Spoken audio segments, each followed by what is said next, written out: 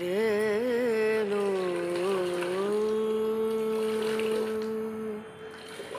রনা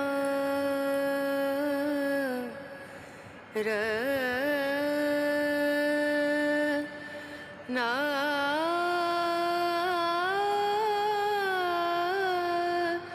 না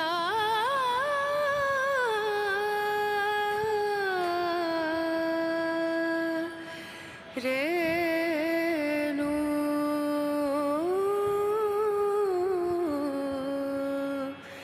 রেণু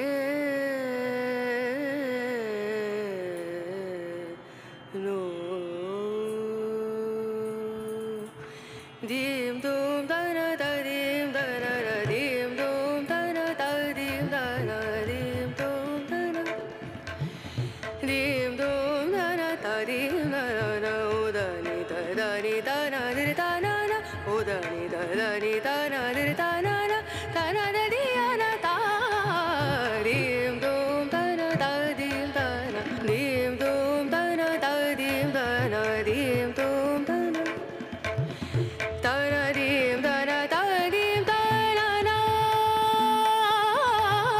da na dim da na da dim da na da na da di na da na da na dim da na da dim da na na da na da di na da na da dim da na na da na da di na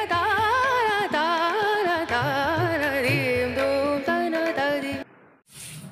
বন্ধুরা, বাইরে ধোয়াধুয়ি মোছামুছি ঝাঁট দেওয়া সব কাজ সেরে এবারে রান্নাঘরে চলে আসলাম। আর রান্নাঘরে রাত্রে বাসনটা মাজাই থাকে, সকালবেলা উঠে খালি গ্যাস আর এই কাউন্টারটা মুছে নিলেই হয়ে যায়। আর বন্ধুরা, এগুলো আমার 12 মাসেরই কাজ। সেই যবে থেকে বিয়ে হয়ে এসেছি শ্বশুরবাড়ি, এই সব কাজগুলো আমার নিত্যদিনের প্রতিদিনেরই কাজ, শুধু একদিনের নয় বন্ধুরা, এগুলো আমার প্রতিদিনেরই কাজ। এগুলো আমাকে রোজই করে নিতে হয় নিজের সংসারের এইসব কাজগুলি। আজ হচ্ছে শনিবার, আর শনিবার আর বৃহস্পতিবার এই দুটো দিন আমার রান্নাঘরে একটু বেশি ধোয়া মাজা থাকে। সার্ফ দিয়ে সাবান দিয়ে ভালো করে মেজে ঘষে নিতে হয়।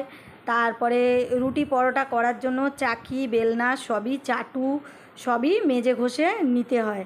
শনিবার আর এই বৃহস্পতিবারটা আমার আর একটু বেশি ধোয়া মাজা, যা রান্নাঘরের ন্যাকড়া, বাসন ধোয়া ন্যাকড়া, ভাতের হাঁড়ি ন্যাকড়া, রুটি সেঁকা ন্যাকড়া সবই আমার ধুয়ে ধায়ে কেচে ধুয়ে নিতে হয়। কারণ শনিবার আর বৃহস্পতিবার নিরামিষ থাকে, তো ওই দিনকে একটু বেশি সব কিছুটাই পরিষ্কার করে নিতে হয়। আর এই নিরামিষের দুটো দিন আমি কোনো সগড়ি ঘাঁটা মশলাপাতিতেও রান্না করি না। সব কিছুই আলাদা মশলাপাতি, নিরামিষ নুন, নিরামিষ লঙ্কা, হলুদ, জিরে সবই মশলাও আমার আলাদা করে কৌটোইতে রাখা থাকে সেদিনকে। আর সগড়ি মাছ ঘাঁটা মশলাপাতি, মাছ মাংস ঘাঁটা মশলাপাতি আমি ব্যবহার করি না, পুরো সম্পূর্ণই নিরামিষ সব কিছুতেই রান্না হয়। আর তোমরা তো দেখলেই, ছেলের ঘরে ছেলে ঘুমাচ্ছে আর আমার কর্তামশাইও ঘুমাচ্ছে। আর একটা ওনার অভ্যাস, সকালবেলা নিজে থেকে ঘুম থেকে উঠবেন না, যতক্ষণ না মুখের ধারে এই চাটা দেব ওনার ঘুম ভাঙবে না। হাজার ওনাকে ডেকে গেলেও উনি উঠতে চাইবে না। এই চাটা এই জন্যই সকালবেলা করা, এই চা করে ওনাকে দিতে হবে, তারপরেই উনি ঘুম থেকে উঠবে, নাও তো উঠতে চাইবেই না। তুমি যতই ডাকো কিছুতেই উঠবে না, শুধু একটু চা দিলে তবেই ওনার ঘুমটা ভাঙবে। ভাবি এক এক সময় যে আজকেরে উঠলেই ফ্রেশ হবে তারপরেই চা দেব, আজকে চা দেব না। আবার কি বলে জানো, বলে তোমার হাতে চা না খেলে আমার সকালটা শুরু হয় না, কাজের এনার্জিটাই পাই না। তার জন্য আর কিছু না করো, রোজ সকালবেলা আমাকে একটু চা দিও। এই চাটা না খেতে পারলে আমার সকালটাই যেন শুরু হয় না, তাই ঘুমটাও ভাঙে না, উঠতেও ইচ্ছা করে না। এত বড় কথা যে কালে বলে, তো সেখানে আর বলার কিছুই থাকে না। আর এই করেই আমারও চায়ের নেশাটা হয়ে গেছে সকালবেলা, এই জন্যই আমারও চাটা খেতে ইচ্ছা করে। উনি খায়, ওনাকে দিয়ে আসি, আর তারপরে আমিও একটু চা খেয়ে নিয়ে তারপরে চান কাজ করি। তাই আমিও সকালবেলা বাসি কাজ করে চা করে চা খেয়ে তারপরেই যাই চান পুজোটা করতে। কি করব বলো, আগে ঘরে স্বামীর মন সন্তুষ্ট না করে আমি কি ওপরে গিয়ে পূজা করতে পারি বলো? তো তার জন্যই দেখো ওনাকে আগে চা দিই, তারপরে আমি ভগবানের সেবা করতে যাই। কর্তামশাই শুয়েছিল, তাই বিছানাটা দেরি করেই গুছানো হয়। রোজই এমনটাই হয়, সকালের কাজ সারা হয়ে যায়, এদিকে বিছানাটা গোছানো হয় না। তো কী আর করা যাবে, সারা দিনের পর এই ঘুম থেকে ওঠে আর তারপরে তো কাজই কাজ। তাই জন্য একটু মন শান্তি করে ঘুমিয়ে নেয়, পরে আমি বিছানাটা গুছিয়ে নিই।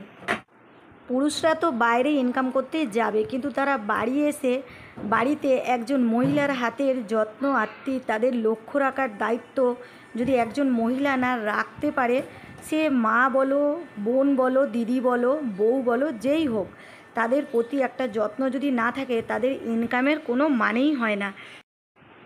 তারাও তো সারা দিন খাটাখাটনি করে আমাদেরকে ভালো রাখার জন্য, পরিবারকে ভালো রাখার জন্য তারা কত কষ্ট করে ইনকাম করে আসে।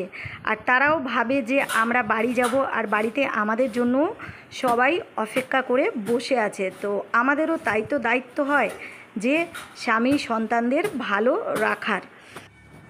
আমাদেরও কি দায়িত্বের মধ্যে পড়ে না যে এই স্বামী সন্তানরা কিসে ভালো থাকবে আর তাদের খেয়াল, তাদের একটু যত্ন করা, তারা কি পেলে খুশি হবে, এইসবগুলো আমাদেরও দেখার দায়িত্ব। কারণ একটা মেয়ে যেমন একটা সংসারকে নষ্ট করতে পারে, ভাঙতে পারে, আবার একটা মেয়ে একটা ভাঙা সংসারকে জোড়া লাগাতেও পারে। এই মেয়েদের জন্যই সংসার কিন্তু সুখের হয়। সংসারে উভয় পক্ষেরই দরকার, দুজনকেই দরকার সংসারটাকে সুখে রাখার জন্য, কিন্তু সংসারের বেশিরভাগ ক্ষেত্রে মেয়েদেরই দরকার সংসারটাকে সুন্দর সোনার সংসার গড়ে তোলার জন্য। একমাত্র মেয়েরাই বেশি কিন্তু অধিকারিণী। সংসারটাকে যত সুন্দরভাবে পরিচ্ছন্ন করে পরিষ্কার করে রাখতে পারবে, মা লক্ষ্মী ততই সংসারে বিরাজমান থাকবে। আমার এই অভ্যাসগুলোর জন্য আমার সংসারেও সুখ, শান্তি, সমৃদ্ধি সবই এসেছে। গোবিন্দর কাছে একটাই কামনা, সিঁথিতে সিঁদুর, হাতে শাখা নিয়ে স্বামী সন্তানদের সুখে রেখে আমি যেন মরতে পারি। বন্ধুরা, আজকে বাবা বড় ঠাকুরের মন্দিরে যাব পুজো দিতে, তো তার জন্য চান করে রেডি হচ্ছি। আর বন্ধুরা জানো, আমার সবথেকে প্রিয় সাজ হচ্ছে লাল পাড় শাড়ি, কপালে বড় একটা সিঁদুরের টিপ, আর সিঁথিতে চওড়া করে সিঁদুর, আর পা ভর্তি আলতারাঙা পা।